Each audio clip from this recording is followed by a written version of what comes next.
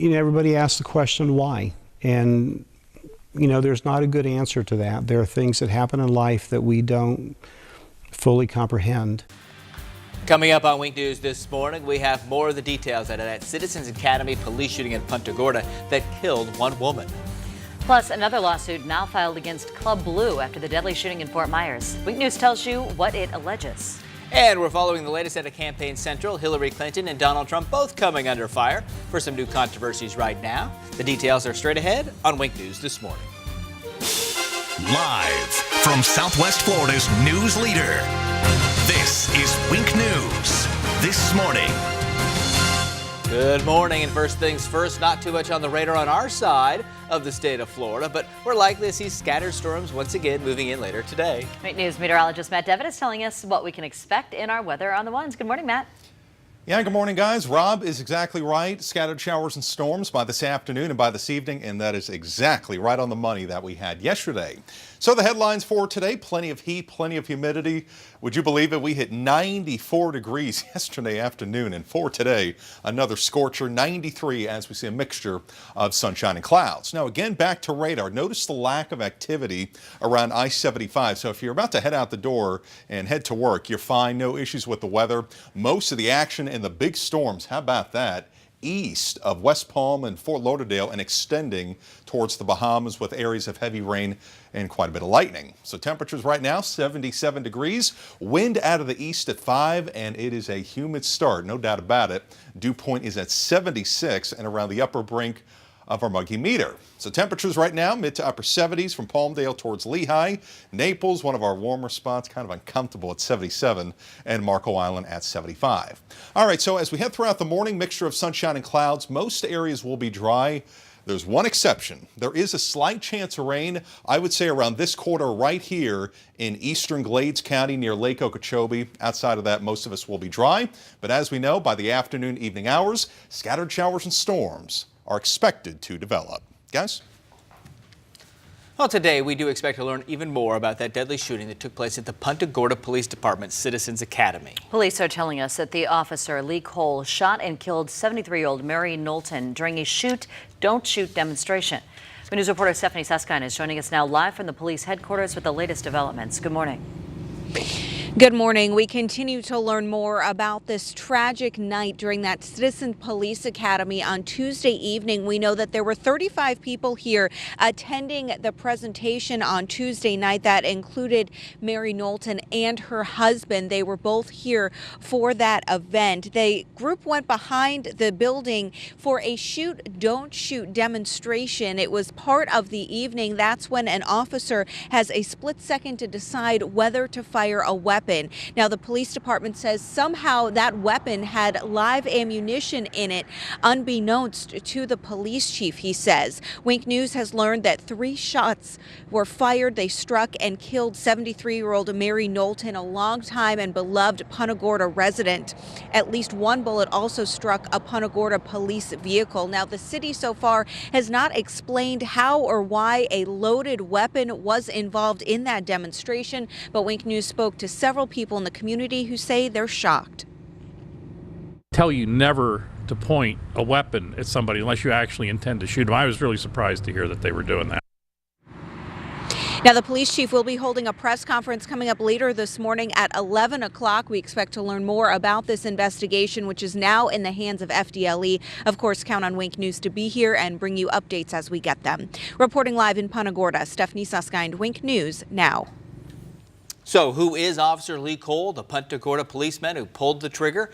Wink News anchor Sean Kreisman. He has more on the details about this officer. And you're learning, Sean, it's not the first time that he's had some issues with the department. Yeah, a lot of digging going on here, trying to learn more information. Officer Cole joined the Punta Gorda Police Department back in March of 2014. His personnel file shows before that, Cole had a brief stint with the Miramar PD and never made it out of his probationary period. While on that probationary period, 2 people accused accused him of using excessive force. The details of the complaints aren't stated. He was stripped of his badge and placed on administrative leave.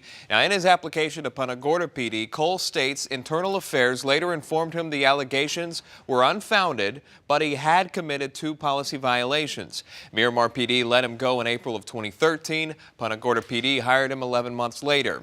During his first year, Cole shined. He received high marks in performance reviews, and a supervisor stated he showed good common sense and an excellent attitude. He was promoted to a K-9 officer, which he called a dream come true.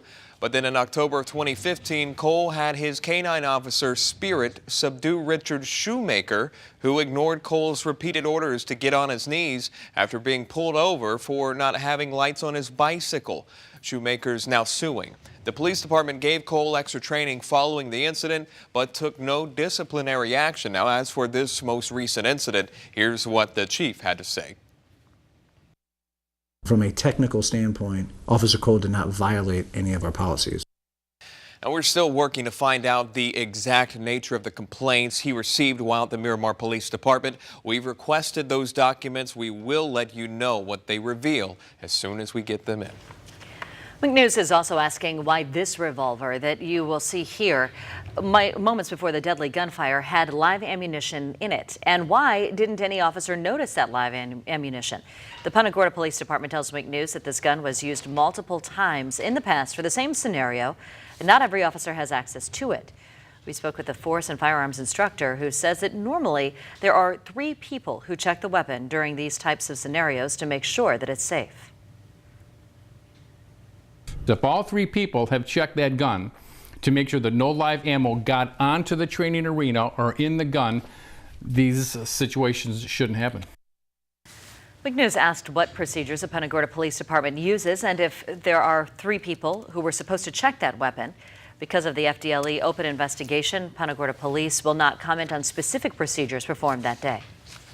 Collier County hosts Citizens Academies twice a year, and like the Punta Gorda Police Department, they do shoot, don't shoot role-playing scenarios. But in Collier County, the training weapon they use is this one here. It's simulated, and it only fires blanks. Sergeant Douglas Deaver says they used to use a converted Glock handgun about 10 years ago, but then the department got a safer alternative and moved away from using converted real guns. Sergeant Deaver also says keeping people safe doesn't stop with the training weapon.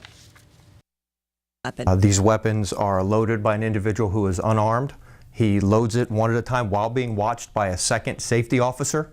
We have an exercise controller who is overall observing the entire event. And as another precaution, they say anyone armed is not allowed inside the training room. Wink News also spoke with a firearms instructor to find out some of the basics of gun safety in situations like this. Alex Dean of the International Firearms Safety will not call Mary Knowlton's death the result of an accident. He calls it an incident. Dean's job is to train firearm instructors, a number of whom are already in law enforcement. Dean has worked with Citizens Academies before. It is impossible to occur unless you violate every rule of firearm safety. Dummy training guns. These are the types of firearms that you would utilize in a classroom setting. Law enforcement also uses what are called simulations in force-on-force training. Basically, those are non-lethal bullets. All new for you this morning, we've also spoken with Mary Knowlton's pastor at the First United Methodist Church in Punta Gorda. He says that Mary and her husband would sit in the same spot every Sunday and that she was very involved not just with the congregation but her community. He calls this tragedy hard for everybody to understand. You know, everybody asks the question why, and you know, there's not a good answer to that. There are things that happen in life that we don't fully comprehend. And this is one of those moments where it's a very terrible accident. Things happen. We're told that Mary's funeral service is going to be at her church on Tuesday next week. Still a number of questions about how it all could have happened in Punta Gorda and what's going to happen next. Wink News is committed to complete team coverage of this story for you on air, on winknews.com, and on the Wink News Facebook page. Some brand new developments this morning in the Club Blue mass shooting. A 7th lawsuit was just filed. The family of 14-year-old Walden DeJuste claims that there was negligent security. Doctors operated on him after he was hit by bullets in the stomach and the hand. You'll remember that 2 other teens died that night, and police still do not have the killers in custody. Wing News is your Campaign Central, and coming up, we're going to let you know the latest controversies that have to do with both candidates, Donald Trump and Hillary Clinton. Plus the details about a Fort Myers boat fire, what caused this to go up in flames. And Wing News meteorologist Matt Devitt, he's working on your forecast for you. You get it updated every 10 minutes with our weather on the ones. Stick around, it's 4:39.